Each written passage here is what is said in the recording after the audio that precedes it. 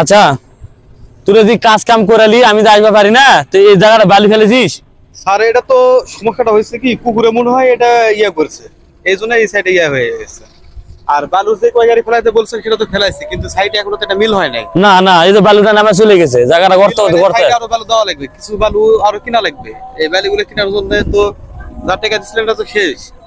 আর সাইডে পুকুরে পরিষ্কার করা লাগবে, এইদিকে কিছু টাকা লাগবে। তোরা টাকার কথা আমি কইছি, টাকা যত লাগে তুমি আমার লেভেলটা সমান করতে হবে না? এটা এই যে পুকুরের জন্য ইয়া হয়েছে, এটা বালির হয়তো হাসটা ফেলাইছে, এই যে উঁচা আছে দেখতেছেন তো, এটা এই জন্য সমস্যা হয়েছে। তো তুই তুই না পেলে আরেকজন বালিটা নামাই দিবি, দেশ সোজা করবি। ওটা আমি ইয়া করে দিব না, এটা টেনশন করা লাগবে না, বালি তো আছে, বালি তো ওই যে গাছ আছে না, ওর পর্যন্ত একবার লেভেল করবি। আজও সমস্যা নাই, ওটা বালি কালকে মনে হয় ঢুকবে গাড়ি, তো ঢুকলে ওটা ইয়া করে দেবো। আর আপনি কি থাকবেন না চলে না যাবেন? আমি চলে যাবো, সময় নাই। চেকটা কালকে অফিসে কি পাঠাই দেবো, চেক বই? অফিসে আইসিস, আইসা চেক বই, আমি না থাকলে বলে যাবো নি, সই করে দেবো নি, টাকা উঠে নিস, উঠে দিয়ে দিস।